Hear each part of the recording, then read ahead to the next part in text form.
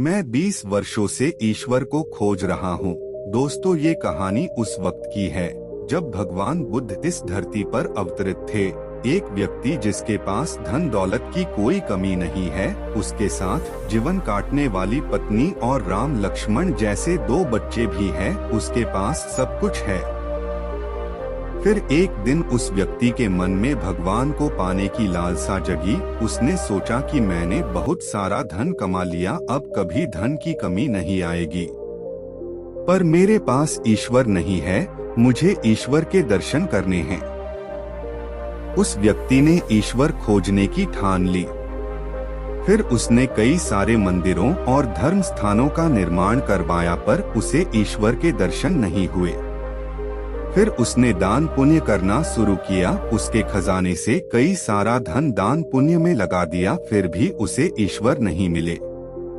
फिर उस व्यक्ति ने सोचा कि अब मैं बड़े बड़े धामों के तीर्थ करता हूँ। उस व्यक्ति ने कई तीर्थ स्थानों के दर्शन किए। ऐसे ही 20 साल गुजर गए, पर उस व्यक्ति को ईश्वर नहीं मिले।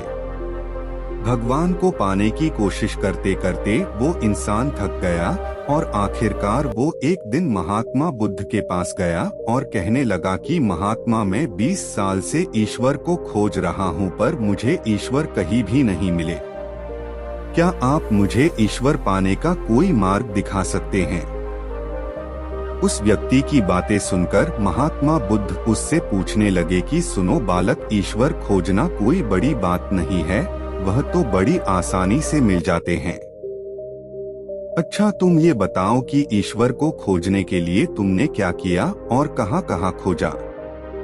वह व्यक्ति बुद्ध को पूरी बात बताता है कि मैंने कई सारे मंदिरों और धर्म स्थानों का निर्माण किया, दान पुण्य किया और कई सारे तीर्थ स्थानों के दर्शन किए, फिर भी मुझे ईश्वर नहीं मिले। Motivational story in Hindi.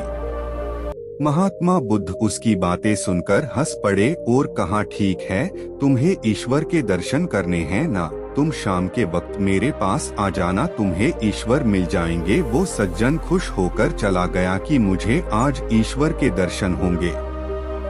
फिर कुछ देर बाद संध्या होने को आई, पर महात्मा बुद्ध संध्या होने से पहले कुछ ढूंढने लगे हैं। शिष्यों ने आकर पूछा कि गुरुजी, आप क्या ढूंढ रहे हैं? महात्मा बुद्ध ने बताया कि मेरे पास एक कीमती मोती था, परंतु वो कीमती मोती खो गया है, उसे ही ढूंढ रहा हूँ।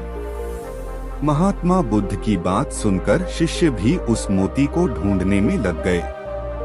सभी मोती को ढूंढ ही रहे थे कि इतने में वह व्यक्ति भी वहां पहुंच गया। उसने देखा कि कुटिया के बाहर महात्मा बुद्ध और उनके शिष्य कुछ ढूंढ रहे हैं। उस व्यक्ति ने बुद्ध के पास जाकर पूछा कि गुरुजी, आप सब क्या ढूंढ रहे हैं? महात्मा बुद्ध ने बताया कि मेरा कीमती मोती खो गया है, उसे ही ढूंढ रहे हैं।